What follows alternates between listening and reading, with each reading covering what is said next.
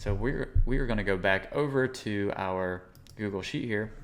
We're going to create a new sheet here for submissions. And you can call this whatever you want, but just whatever makes sense to you. I'm going to call it submissions. These are where all of, when somebody submits a form, all of the entries will go here. And then on this, we want to know a few things. The first thing we want to know is who is actually submitting this data. So I'm going to hit email, and Glide, we can actually track the current user and have it automatically submit to this email field right here. So we want to know the email. The next thing we want to know is we want to know the amount of the reimbursement. So how much do we need to reimburse our team member for?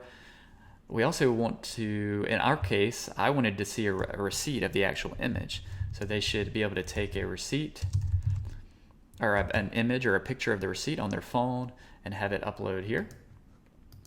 I also wanted to have a category, and this will be a great way to demonstrate how you can use categories as well, or the choice component to define which categories show.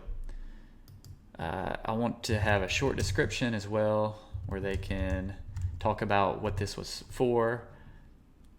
Then have a notes, comments area as well, in case they wanted to add any additional information about the reimbursement, just to ask, is this reimbursement okay, or to give a little more context on the reimbursement.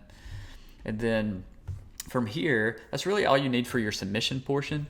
But I was kind of thinking ahead, and I was like, I really want to integrate this into my workflow. I want my accounting team, my bookkeeper, to be a part of this. So I want them to be able to monitor this and actually track whether they have paid back this reimbursement or not. So I simply added 2 extra fields here. One is called paid back, and it's just it's a yes/no field, basically. And added another field that's called date paid. And these are for the accountant or our bookkeeper to use.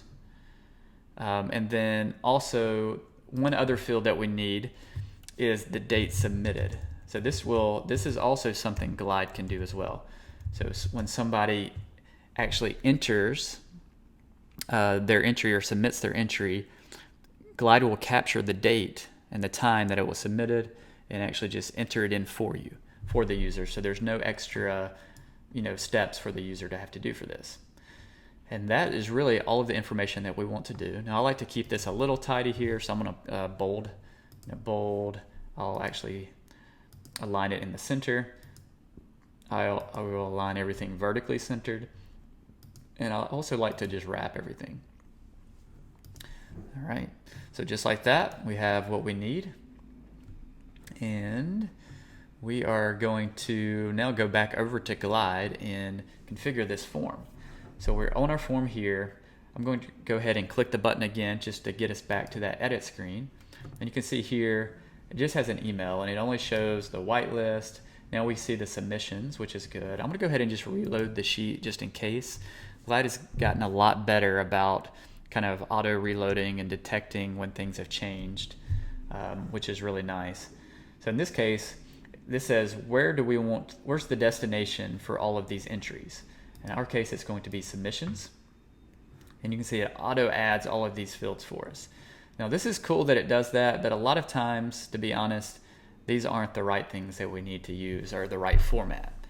So I'm just going to go ahead and get rid of all of these, and we're just going to add them manually, and you'll see it just makes it easier to kind of keep track of everything. So I'm just going to get rid of all of this stuff here. Oops, I accidentally clicked into something there. And we're just going to start from scratch. We have a blank screen here. So really the things that we want to show are, we want to show just a short description so they can just start writing what it is. So let's add that, and that's just going to be a text field, just like this. And we're going to go ahead and map it to the short description section. And there you go. And I don't even have to really change anything. You can give it a placeholder text if you want. In this case, I don't think it really needs anything. You could put something like enter what this expense was for, or something like that. But in this case, I'm just going to leave it blank just to keep it cleaner. Let's go ahead and enter the next one. The next one I think we want to do is the amount. Like, what's the amount that they want to be reimbursed for? So in this case, all we really need is a number entry. And it defaulted to email. In this case, I want it to be the amount, just like that. So now we have our description and our amount. And I'll change this to amount for reimbursement here. And I don't think we need anything beyond that, but you can in your particular situation if you want. And then the next thing I want to add is a way for them to actually take a picture of their receipt. So in order to do that, we're going to go and scroll down, and there's this image picker camera. I believe this is the thing that we want to use. I'll look through just to make sure. There's also an image thing, but we actually want people to take a picture with their phone, and this looks like to be the best one to use right here. So image picker. Now we want to also tell it where we want it to go to. We want it to go to the receipt image field or column, and we're just gonna we'll put something that says receipt image probably is fine, but we can we'll just say upload or take a picture of your receipt, just like that. And the next thing we want to do is our category. Now before we do the category, well actually let's just go ahead and add category here. Category, we want to do something where they don't have to type in a category, but they can choose from a set of options. So in order to do that, we will use the choice component. Now when we do this though, it's going to ask for, where these choices, preset of choices come from. So we just need to create that. So I'm going to go over to our sheet again, and we're going to create a new sheet here. Now you can consolidate some of this. Like if I wanted to put the whitelist and the choices on the same sheet, I could, but for just the sake of simplicity, so you can understand what's happening, I'm just going to put something called choices here, or actually categories. How about that? Categories. And we will create something that is just like category name, and then we will define our categories. I will use the same categories that I used, which I used learn, oops, wrong sheet here. Okay, learn, personal, family, fun, health and wellness,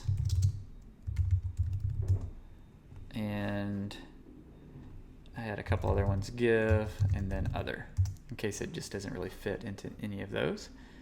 I always like just to keep things tidy, so I like to capitalize this, and I will kind of actually select all, and I will middle align all of this and vertically align it that way and just wrap it. That's just a habit that I have. In the case, it doesn't really matter. Here, it doesn't affect your app at all. It's just for when you look at your Google Sheet. All right, so let's go back to Glide now, and let's go ahead and reload the sheets here. You can see now it's adding a submissions area here, and then if we go to our navigation, it should show our categories. So we see our categories as well. So let's go back to our screen. Let's click Submit Your Receipt, and now let's go back and go to our choice area here. So let's click on the choice, and it's going to ask which column we want to use from which sheet and which column. So in this case, we want the entry. So column basically means when somebody submits this, which column should it go to on our submissions sheet. So in that case, it's actually going to go to our categories area. Or category, it should actually be category, just because it's going to be, I'll just change that. And we should be able to update this automatically here. Let's go to category, and let's just reload the sheet and see what happens here. Yes, okay. So let's go back into this, and it looks like it got rid of it because we change some data. So let's go back and add that choice. We want this to go into the category column. That's where it will enter. Now it's asking where are the options for the user to choose from. So we want to click this and we want to choose our category sheet, and then we want to choose the category name. And now when somebody clicks on this, they can choose from those different categories that we set up. So really cool and easy way to add categories here. All right, and then you can label this. I'm just going to call this choose a category, just like that. And then the last thing we want to add to our screen is just a notes and comments section. And right here. So we'll just put notes, and I'll give it a title of notes and comments, just like that.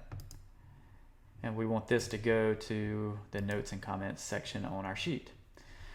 All right, so that's it for the actual user interface part of it. Now we do want to capture a couple of other things. One, we also want to capture the email of the user that's actually submitting this, and we want to capture the date submitted as well. So, so we're going to do this first. We're going to do the email first, and then we will do the date submitted. And these are really easy to add. So these are kind of like some hidden kind of background components that we can add to capture this data to make it where our users don't have to type in their email every time. These are under the special values. So user's email address, the email address of the app's user. And we add that in, and you can see it doesn't show up on here, but it's still adding it, and you want to choose where you map it. You can click it, and you can do it here, or you can map it from here. And we have it in the right spot now. It's going to go be captured in the email field here. So it'll show up here, email column. And the next thing we want to do is the date submitted. It's also under special values, so I'll just click that. And you can say the current date and time is going to be mapped to the date submitted. So this is just going to map whatever current date and time was submitted there. Something just happened and kicked me out, but it looks like we're all good. Okay. Yeah, and so that's it. Our submissions now will start coming in. So let's go here. Now we have something called, so we have our form set up.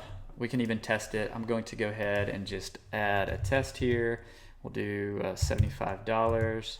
I will upload something. I guess I don't really want to do a headshot of me, but we can. We'll do a headshot of me for our receipt. If it was actually on the phone, it would actually upload. You could take a picture on your phone, and it would just automatically handle all of storing the data. We'll choose the category of personal family fun. I'll go ahead and just add something in here as well. Test note. Now we'll hit done, and then we will hit submit. All right, so let's go over to our sheet. Go to our submissions, and you can see something has happened here and is not submitting. So now we have to figure out what happened, or why didn't it submit. So I'm going to go ahead and kind of just leave this live and just try to figure out why this didn't work. So if we go here, this is supposed to go to submissions. Here we have all of this input correctly. Submissions, and it actually is showing up here. Okay, so it did submit. There it is. Sorry, I guess I didn't give it long enough to actually go. All right, so everything looks like it came in, the current user, we have the category, the test, all of this information here. Date submitted, so the user didn't have to enter the email or the date submitted. So this is perfect. This is exactly what we want to happen. And now